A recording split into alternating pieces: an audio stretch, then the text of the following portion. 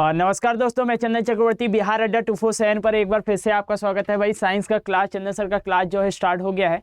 तो एक बारी सारे लोग जल्दी से जुड़ जाइए आपके अपने चैनल पर बिहार अड्डा 247 पर। एक बार फिर से आपका बहुत बहुत स्वागत है। तो जल्दी से सारे लोग जुड़ जाएंगे, जल्दी से एक बारी सारे लोग जुड़ जाएंगे। और जितने लोग जुड़ गए हैं लिंक को शेयर कर दो कि सर आ चुके हैं और क्लास को रन करेंगे अपने समय से अपनी क्लास को अपने चैनल पर। तो एक बारी सारे लोग जल्दी से जुड़ जाओ भाई। तो कहते हैं कि जिज्ञासा से ज्ञान शुरू होता है और धीरज से निर्माण। तो इसी जिज्ञासा और धीरज के साथ हमारी इस क्वेश्चंस की सीरीज़ में एक बार फिर से हम और आप बन गए हैं। तो जल्दी से शुरू करते हैं अपने क्वेश्चन की इस सीरीज़ को। तो पहली बारी अगर चैनल पर आप आए हैं तो बिहार अड्डा 247 आपका अपना चैनल है। तो अगर आप पहली बारी चैनल पर आए हैं तो बिहार अड्डा 247 आपका अपना चैनल है। तो चैनल को सब्सक्राइब जरूर कर लें, जिससे आने वाली हर एक क्लास की नोटिफिकेशन जो है आपको मिलता रहेगा। तो चैनल को सब्सक्राइब जरूर करें, जिससे आने वाली क्लास की नोटिफिकेशन जो है मिलता रहे। लाइक करें, कमेंट करें और जितना हो सके शेयर कर दें भाई, जितना हो सके शेयर कर दें। और चलते हैं सीधा क्वेश्चन की तरफ कि क्या है आज का पहला क्वेश्चन। चलते हैं क्वेश्चन का पहला। तो पहला क्वेश्चन देखो क्या कह रहा है। तो आपके पास पहला क्वेश्चन है, इस क्वेश्चन का आंसर बनाएंगे। तो पहला क्वेश्चन आ गया है आपका। तो जल्दी जल्दी एक बारी good evening everyone, good evening, नमस्कार। तो एक बारी जितने लोग देख रहे हैं लिंक को शेयर करो जल्दी से, और लाइक जो नहीं किए हैं तो जल्दी से लाइक का बटन जो है दबा दो। तो देखो पहला क्वेश्चन बोल रहा है कि विटामिन और रोग निम्नलिखित युग्मों में से कौन सा सुलेमित है। मतलब आपको बताना है कि विटामिन और रोग में कौन सा विटामिन, किस विटामिन की कमी से कौन सा रोग होता है। तो जैसे अगर हम बात करेंगे कि पहला लिखा हुआ है कि विटामिन ए जिसकी कमी से क्या रिकेट्स होता है, विटामिन B1 जिसकी कमी के कारण आपको बेरी होती है, विटामिन सी जिसकी कमी के कारण स्कर्वी होती है। तो क्या लगाएंगे इस क्वेश्चन का आंसर। तो ऑप्शन में अगर देखेंगे तो लिखा हुआ है कि केवल दो और तीन, एक और तीन, और इसके बाद एक, दो और तीन। तो क्या लगाएंगे इस क्वेश्चन का आंसर, जल्दी से बनाओ। तो क्या लगाएंगे इस क्वेश्चन का आंसर, जल्दी से बनाओ। तो क्वेश्चन नंबर हमारा है पहला। तो अगर हम बात करेंगे विटामिन ए, तो विटामिन ए जो है जिसका वैज्ञानिक नाम क्या है, तो विटामिन ए को कहा जाता है रेटिनॉल कहा जाता है। तो विटामिन ए को कहा जाता है रेटिनॉल। रेटिनॉल की कमी के कारण हमको आँखों का अंधापन जिसे कह रहे हैं, एक प्रकार का रात का अंधापन, रतौंधी होती है। और एक और होता है जिसे हम बोलते हैं जीरोपथेलिया के नाम से जाना जाता है ना, जीरोपथेलिया के नाम से जाना जाता है। तो ये जो पथेलिया है, जीरोपथेलिया, तो ये जो बीमारी है वो विटामिन ए की कमी के कारण होती है। यहाँ पर अगर आप देखेंगे रिकेट्स के बारे में बात कर रहा है ना, तो इस रिकेट्स जो है ये आपका विटामिन डी के कमी के कारण होता है, जिसे कैल्सीफेरोल विटामिन के नाम से जाना जाता है। ठीक है। विटामिन B1 जिसे हम क्या बोलते हैं, तो विटामिन B1 को कहा जाता है थायमिन कहा जाता है। और थायमिन विटामिन की कमी के कारण बेरी नाम की रोग होती है। और ये कौन से अंग से संबंधित है, तो आप याद रखिएगा कि हृदय और आपकी ब्रेन का अब नॉर्मल रूप से काम करना कौन सा रोग है, बेरी कही जाती है ना। और विटामिन सी जैसे स्कॉर्बी एसिड कहा जाता है, तो इसकी कमी से स्किन डिसीज जैसे स्कर्वी कहा जाता है। तो आपका पहला तो गलत है, दूसरा सही है और तीसरा सही है। मतलब आपके पास कौन सा सही ऑप्शन है, तो बी ऑप्शन जो होगा ये आपका राइट आंसर है। तो बी ऑप्शन जो है ये आपका राइट आंसर है कि पहला और दूसरा जो है, मतलब पहला गलत है, दूसरा और तीसरा जो है ये सही है। तो कितने लोग हैं जो इसका सही आंसर लगाए हैं, तो कितने लोग हैं जो इसका सही आंसर लगाए हैं। तो इसका आंसर क्या होगा जल्दी से बताओ। तो इसका आंसर क्या होगा जल्दी से बताओ।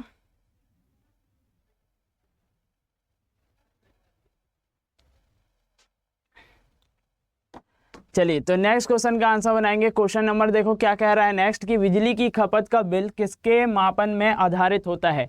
तो क्वेश्चन क्या कह रहा है दूसरे नंबर का, कि बिजली की खपत का बिल किसके मापन पर आधारित होता है। तो आपके पास है वोल्टेज है, आपके पास वाट है, या वोल्टेज है, ओम है, एम्पियर है। तो सारे लोग लगाएंगे इस क्वेश्चन का आंसर कि बिजली की खपत का बिल किसके मापन पर आधारित होता है। तो वाट को कहा जाता है, वोल्टेज को कहा जाता है, ओम को कहा जाता है, एम्पियर को कहा जाता है। तो आपके पास ऑप्शन है कि उपरोक्त में से कौन सा कथन सही है या नहीं। तो केवल एक है, केवल एक और दो है, दो और तीन है, और एक और चार है। तो क्या लगाएंगे इस क्वेश्चन का आंसर, जल्दी से बनाओ।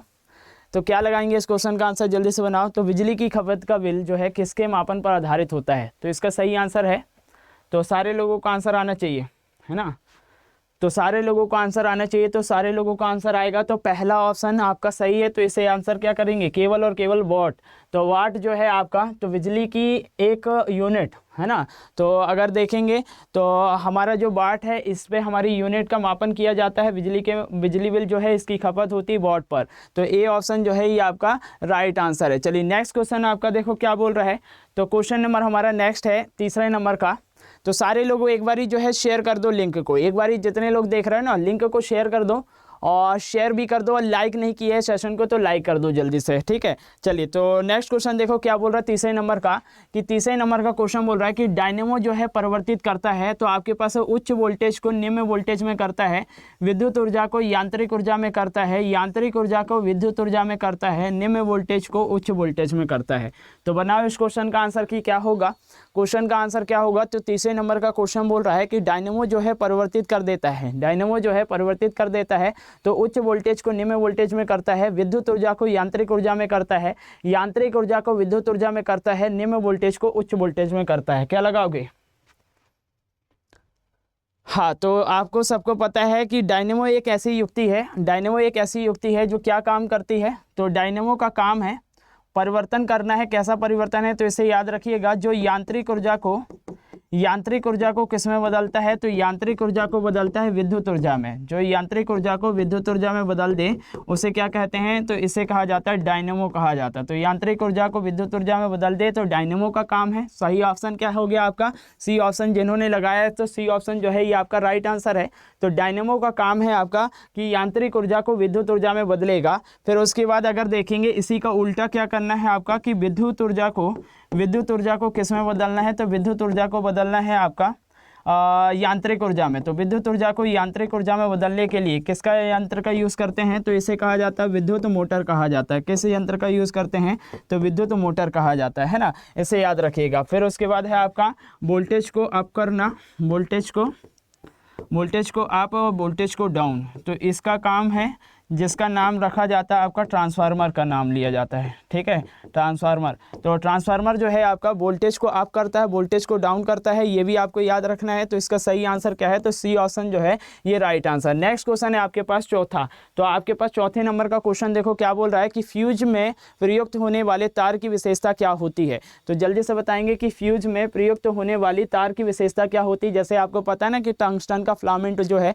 बना हुआ होता है। तो फ्यूज में प्रयुक्त होने वाली तार की विशेषता क्या है, कि निम्न प्रतिरोध है, निम्न प्रतिरोध शक्ति, उसके बाद उच्च गलनांक, उसके बाद निम्न प्रतिरोधक शक्ति, उसके बाद निम्न गलनांक, फिर उसके बाद उच्च प्रतिरोधक शक्ति और निम्न गलनांक, उसके बाद उच्च प्रतिरोधक शक्ति और उच्च गलनांक। तो जल्दी से लगाओ इस क्वेश्चन का आंसर।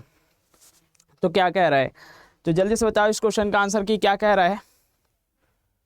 तो जल्दी से बताएंगे इस क्वेश्चन का आंसर क्या कह रहा है, कि क्वेश्चन कह रहा है आपसे, पहला क्वेश्चन है इसका आंसर देना है कि, और मतलब नेक्स्ट क्वेश्चन आपके चौथे नंबर का, इसका आंसर देना है। तो क्वेश्चन क्या बोल रहा है कि फ्यूज में प्रयुक्त होने वाली तार की विशेषता क्या होती है। तो लगा सारे लोग, सारे के सारे लोग आंसर दोगे जल्दी से। तो सारे लोग जल्दी से आंसर बनाएंगे कि क्या होगा इस क्वेश्चन का आंसर।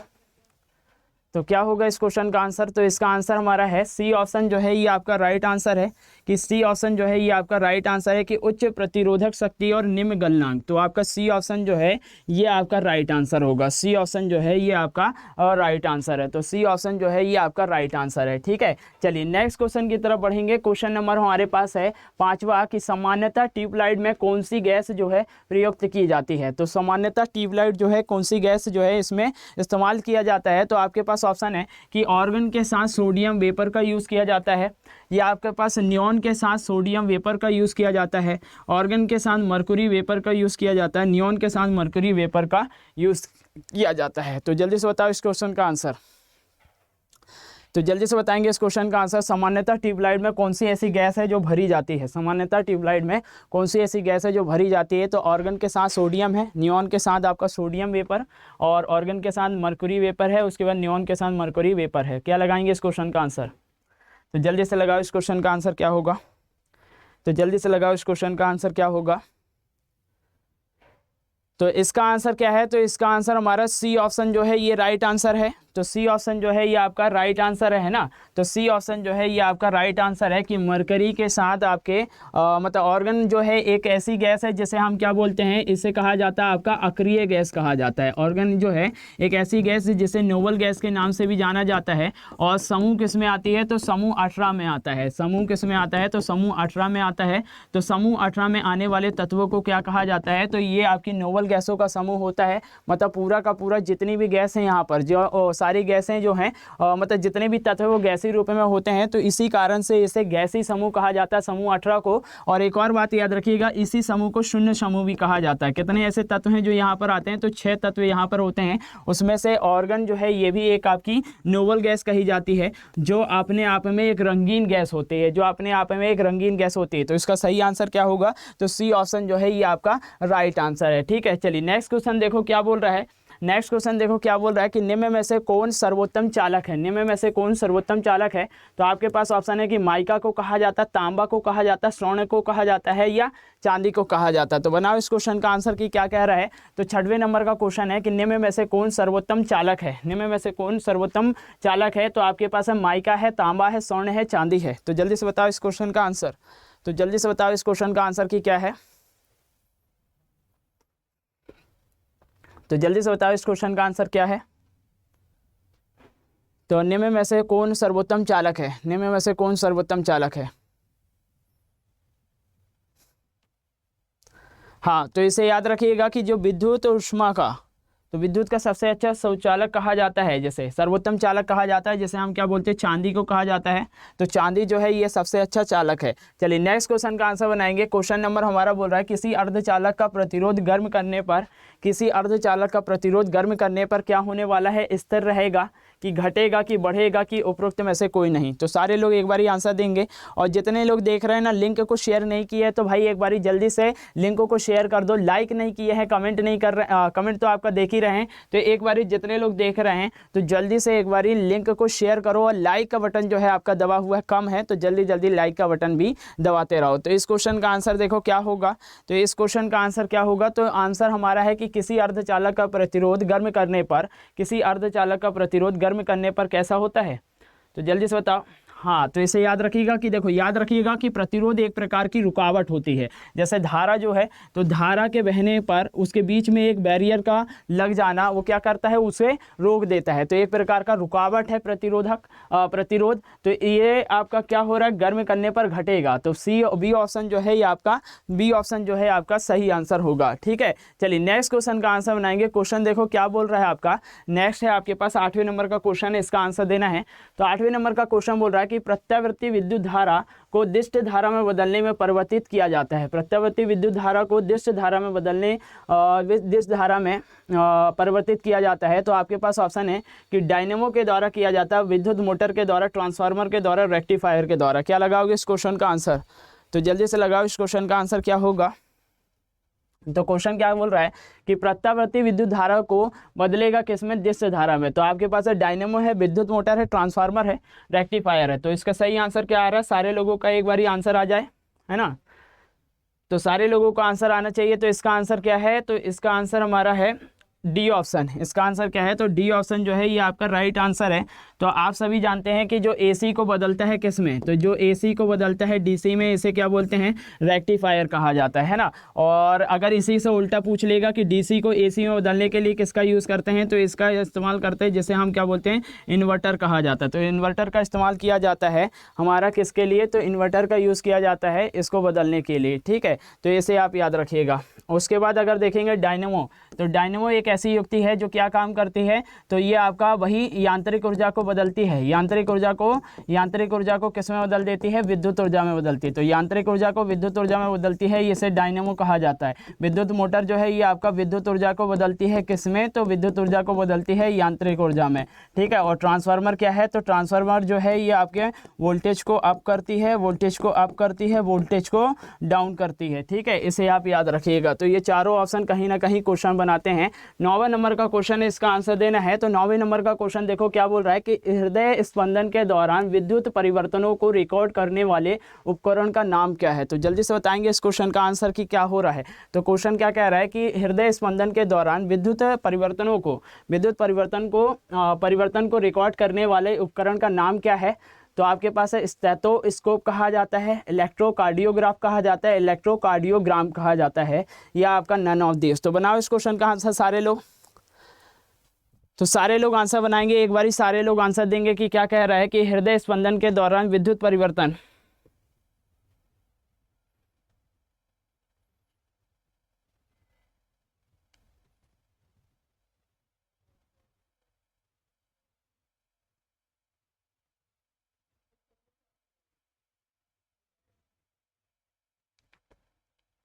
चलिए तो इस क्वेश्चन का आंसर बनाएंगे जल्दी से। देखो क्या बोल रहा है कि हृदय स्पंदन के दौरान विद्युत परिवर्तन को रिकॉर्ड करने वाले उपकरण को क्या कहा जाता है। तो इसका सही आंसर हमारा क्या है। तो इसे बोलते हैं इलेक्ट्रोकार्डियोग्राम। तो याद रखिएगा, इलेक्ट्रोकार्डियोग्राम से एक ग्राफ जो बनता है, उस ग्राफ को मतलब जो आपकी हृदय की जो ग्राफ बन रही है, अप एंड डाउन आपका चल रहा है ना, जैसे क्या बोलते हैं साइन डायग्राम टाइप का ऐसा बनता है। तो उस ग्राफ को क्या कहते हैं, तो इसे कहा जाता है इलेक्ट्रोकार्डियोग्राफ कहा जाता है। तो इलेक्ट्रोकार्डियोग्राम द्वारा ये ग्राफ बनता है, इस ग्राफ को क्या बोलते हैं, इलेक्ट्रोकार्डियोग्राफ कहा जाता है। ठीक है, चलिए नेक्स्ट क्वेश्चन की तरफ देखेंगे। क्वेश्चन बोल रहा है कि विद्युत प्रतिरोध का एसआई मात्रक क्या होता है। विद्युत प्रतिरोध का एसआई मात्रक क्या कहलाता है। तो ओम को कहा जाता है, एम्पियर को कहा जाता है, मोह को कहा जाता है, वोल्ट को कहा जाता है। तो बनाओ इस क्वेश्चन का आंसर क्या है कि विद्युत प्रतिरोध का एसआई मात्रक क्या है। विद्युत प्रतिरोध का एसआई मात्रक क्या है, जल्दी से बताओ इस क्वेश्चन का आंसर।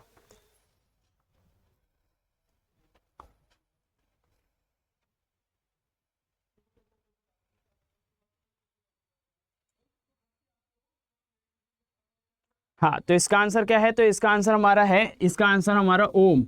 इसका आंसर क्या है, ओम। तो ए ऑप्शन जो है ये आपका राइट आंसर है। तो अभी मैंने एक क्वेश्चन पूछा था कि जैसे हमने पूछा कि आपका जो अल्टरनेटिव करंट है वो किस में बदल रहा है, डायरेक्ट करंट में। तो इसी का उल्टा कर दिया कि डीसी को एसी में बदलने वाली कौन सी युक्ति होती है।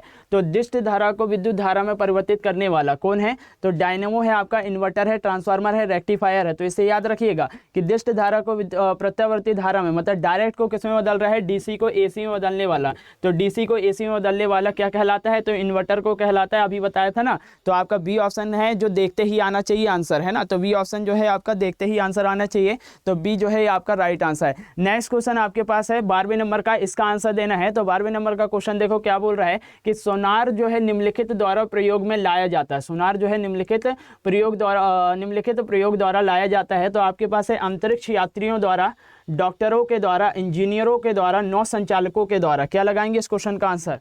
तो जल्दी से बताओ इस क्वेश्चन का आंसर क्या होगा। तो क्वेश्चन कह रहा है कि सोनार जो है निम्नलिखित द्वारा प्रयोग में लाया जाता है। सोनार जो है निम्नलिखित प्रयोग में लाया जाता है किसके द्वारा। तो आपके पास है कि अंतरिक्ष यात्रियों द्वारा, डॉक्टर के द्वारा, इंजीनियर के द्वारा और नौ संचालकों के द्वारा। तो याद रखिएगा कि सोनार एक ऐसी युक्ति है जिसका यूज़ किया जाता है समुद्र में डूबी हुई वस्तुओं का पता लगाने के लिए। इसके द्वारा परास्पर तरंगों को भेजा जाता है, जिसमें से प्रतिध्वनि जो है आपकी वापस आती है कि समुद्र उसमें से टकराएगी और वापस प्रतिध्वनि करेगी कि कितनी गहराई पर आपकी मौजूद है ना। तो इसे आपका आंसर क्या लगाएंगे। तो इसका आंसर है नौ संचालकों के द्वारा इसका यूज़ किया जाता है। नौ संचालकों के द्वारा इसका यूज़ किया जाता है, मतलब आपका डी ऑप्शन जो है ये आपका राइट आंसर है। तो आप याद रखिएगा कि जैसे सोनार जो है इसका पूरा नाम भी है। तो इसका पूरा नाम क्या है, तो इसे बोलते हैं साउंड नेविगेशन एंड रेनिंग कही जाती है। साउंड नेविगेशन एंड रेनिंग कहा जाता है। सोनार की सहायता से वही बताया था कि वस्तु जो है डूबी हुई वस्तुओं को पता लगाने के लिए उच्च आवृत्ति वाली मतलब परास्पर तरंगें, जिनकी आवृत्ति कितनी होती है, तो इनकी आवृत्ति, इनकी फ्रिक्वेंसी होती है 20 kg हर्ट्ज की होती है। 20 kg हर्ट्ज की होती है। तो इन तरंगों को भेजा जाता है।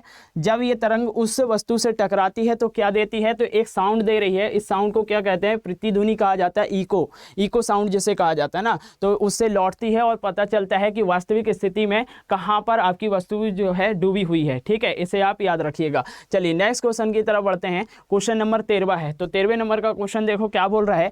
तो 13वें नंबर का क्वेश्चन बोल रहा है कि ध्वनि की तीव्रता को मापने वाला यंत्र है। ध्वनि की तीव्रता को मापने वाला यंत्र है। कोनोमीटर को कहा जाता है, एनीमोमीटर को कहा जाता है, ऑडियोफोन को कहा जाता है, ऑडियोमीटर को कहा जाता है। तो क्या लगाएंगे इस क्वेश्चन का आंसर। तो क्या लगाएंगे इस क्वेश्चन का आंसर कि ध्वनि की तीव्रता को मापने वाला यंत्र है। कॉनोमीटर है, एनीमोमीटर है, ऑडियोफोन है, ऑडियोमीटर है।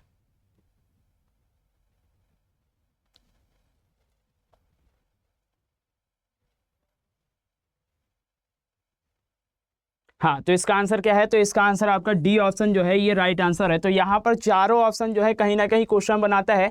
तो ऑडियोमीटर को क्या कहा जाता है? तो ये ध्वनि की तीव्रता को मापने वाली यंत्र है।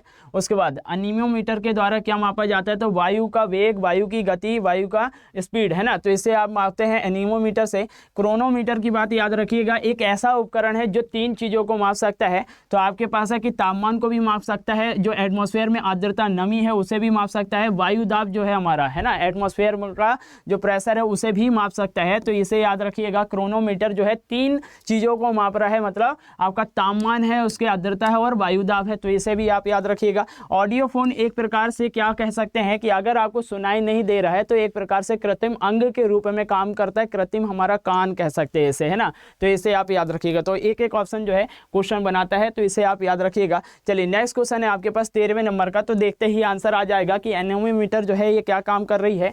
तो निम्नलिखित में से किसका मापन करता है? तो पानी के बहाव की गति, पानी की गहराई की गति, पवन के वेग की गति, प्रकाश की तीव्रता। तो बनाओ इस क्वेश्चन का आंसर। तो बनाओ इस क्वेश्चन का आंसर कि क्या होगा कि एनीमोमीटर से निम्नलिखित में से किसका मापन किया जाता है? तो यही आपका है कि पवन का वेग, वायु की गति, इसका पता लगाने के लिए जिस यंत्र का यूज़ करते हैं उसे क्या बोलते हैं? एनीमोमीटर कहा जाता है। मतलब आपका सी ऑप्शन जो है ना ये आपका राइट आंसर। वायु की गति निम्नलिखित के द्वारा मापी जाती है, नापी जाती है। तो वापस वही आपका कि एनीमोमीटर ही कहा जाएगा, है ना। तो एक ही क्वेश्चन को दोबारा पूछ लिए। नेक्स्ट क्वेश्चन है आपका 15वें नंबर का। देखो 15वें नंबर का क्वेश्चन क्या बोल रहा है कि कौन सा आपका मिसमैच है। तो आपके पास है कि एनीमोमीटर से आपका वायु की चाल को मापी जाती है, एनीमोमीटर से वायु की चाल को मापी जाती है, एमीटर से विद्युत धारा को मापा जाता है। उसके बाद टेकियोमीटर से आपका दबांतर को मापा जाता है। क्या? पायरोमीटर से उच्च ताप को मापा जाता है। क्या लगाएंगे इस क्वेश्चन का आंसर? क्या लगाएंगे इस क्वेश्चन का आंसर? जल्दी से बनाओ।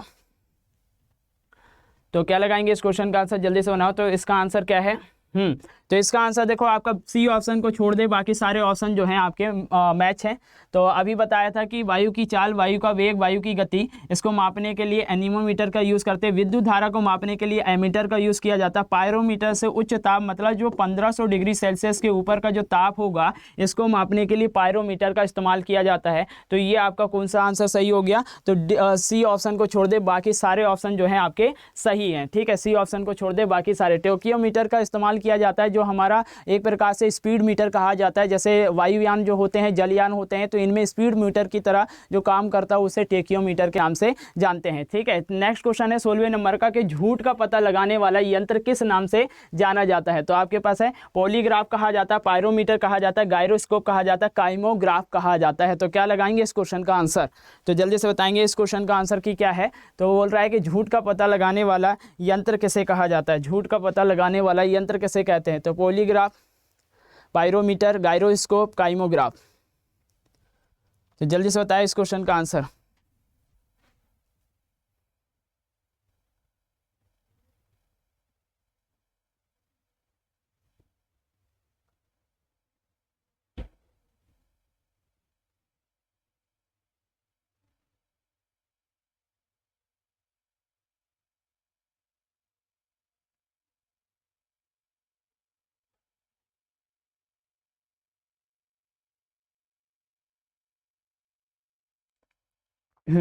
तो इसका आंसर क्या है? तो इसका आंसर हमारे पास है, तो इसका आंसर आपका ए ऑप्शन जो है ये राइट आंसर। तो देखो यहाँ पर तो आपके चारों ऑप्शन कहीं ना कहीं क्वेश्चन बनाता है ना। तो पॉलीग्राफ जो है झूठ का पता लगाने वाला यंत्र कहा जाता है। पायरोमीटर जो है उच्च ताप का यंत्र, मतलब उच्च ताप को मापने वाला यंत्र है। 1500 डिग्री सेल्सियस, तो 1500 डिग्री सेल्सियस के तापमान को, इससे ऊंचे का तापमान, उच्च तापमान को मापने वाला यंत्र क्या कहलाता है? तो इसे पायरोमीटर कहते हैं। गायरोस्कोप जो है तो घूमती हुई वस्तु की गति का मापने वाला यंत्र क्या है? गायरोस्कोप को कहा जाता है। और शरीर की क्रियाओं को एक ग्राफ द्वारा बनाकर दे उसे क्या बोलते हैं, तो इसे काइमोग्राफ कहा जाता है। जैसे हमारे रक्तचाप को, हृदय की धड़कन को, इसको ग्राफ द्वारा बताना, इसे काइमोग्राफ के नाम से जाना जाता है। ठीक है, तो ये क्वेश्चन है आपके, ये क्वेश्चन जो है आपके एग्जाम में पूछे जाने की संभावना रखता है, आ सकता है। ठीक है, नेक्स्ट क्वेश्चन है आपके पास 17वें नंबर का कि अंटासिड जो है होते हैं, अंटासिड जो है होता है तो भस्म कहा जाता है, अम्ल कहा जाता है, लवण कहा जाता है, वफर कहलाता है। तो अंटासिड होते हैं, तो आपके पास ऑप्शन है इसका आंसर देना जल्दी से कि अंटासिड होते हैं। तो इसका सही आंसर क्या है, तो इसका सही आंसर हमारा ए ऑप्शन जो है ये आपका राइट आंसर होगा। ठीक है, तो अंटासिड को एक प्रकार से अगर देखा जाए जो भस्म कहा जाता है, राख बोल सकते हैं, तो ये किसकी राख, जैसे एल्यूमिनियम हाइड्रा ऑक्साइड की राख, मैग्नीशियम हाइड्रा ऑक्साइड की राख कह सकते हैं, मैग्नीशियम कार्बोनेट, मैग्नीशियम ट्राइसिलिकेट और कैल्शियम कार्बोनेट, इनकी क्या है, तो इन अवयवों से मिलकर बना हुआ होता है। तो इसे आप याद रखिएगा। तो आज के क्वेश्चन की सीरीज यहाँ पर हम खत्म करते हैं। तो आज के क्वेश्चन की सीरीज यहाँ पर खत्म करते हैं। एक बारी सारे लोग जो है लाइक कर ले, कमेंट कर ले, शेयर कर दे जितना ज़्यादा हो सकता है। तो thank you everyone, thank you, good day, जय हिंद, जय भारत।